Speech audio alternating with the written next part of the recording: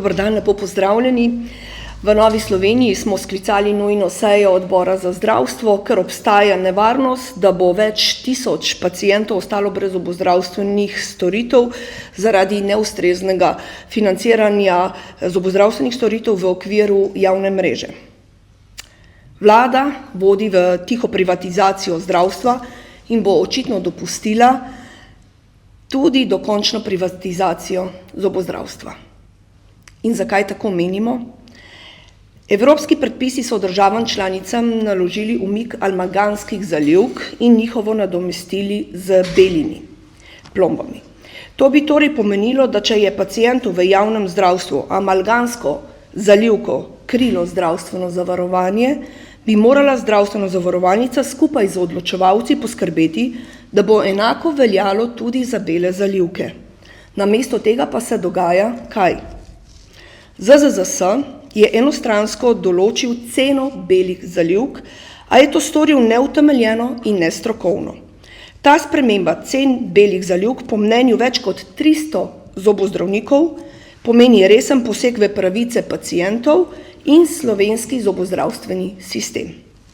Predpisane cene namreč ne temeljijo na realnih stroških, cenah materiala in standardov dela slovenskih zobozdravnikov v javni mreži. Ta poseg ZZZS tako razumejo kot vodenje zobozdravstva v privatizacijo. Obstoječa struktura cene ne upošteva današnjih stroškov obratovanja zobozdravstvene ordinacije in standardov in vodi v nerentabilnost zobozdravstvenih ordinacij. Nerazumni časovni normativi in podplačani materialni stroški zobozdravstvenih ordinacij bodo tako resno ogrozili delo v zobnih ordinacijah. Če bi zobozdravniki pristali na kompromise, bi tako ogrozili kakovost, varnost in strokovno izvedbo zobozdravstvenih posegov in s tem paciente. Za določanje cene zalivke se nadaljuje problematika, ki je prisotna že dalj časa v Sloveniji.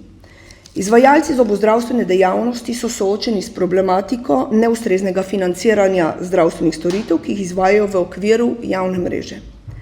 Cene, ki jih določa Zavod za zdravstveno zavarovanje Slovenije, niso ekonomsko vzdržne in predstavljajo resno grožnjo za zobozdravstveni sistem ter pravico pacientov do dostopne in kakovostne zobozdravstvene oskrbe. Poudarjam, da vlada in ZZZS govorijo o širjenju pravic v okviru zobozdravstva, ne zagotovijo pa ustreznega financiranja. In tako so te pravice, o katerih govorijo, da so širše, da jih je več, samo neka mrtva črka na papirju, zavarovanci pa žal ostajajo v čakalnih vrstah in seveda storitve iščejo pri zasebnikih in seveda to še dodatno plačujejo iz lastnih žepov.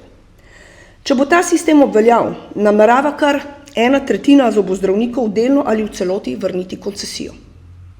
To pomeni, da bo nekaj 10 tisoč ljudi čez noč izgubilo izbranega zobozdravnika in s tem dostop do javnega zobozdravstva, kar pomeni ponovno obremenitev vseh državljanov s tem, da bojo lahko zagotavljali si iz svojega žepa storitve, ki jim seveda pripadajo iz obveznega zdravstvenega zavarovanja.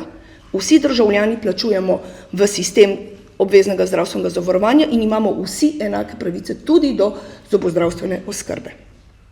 Žal, kljub večkratnim opozorilom in pozivom k uskladitvi cen z realnimi finančnimi izračuni, zobozdravniki do danes še niso prejeli ustreznih zagotovil in predlogov rešitev, ki bi omogočile nadaljnje izvajanje zobozdravstvenih storitev pod vzdržnimi pogoji.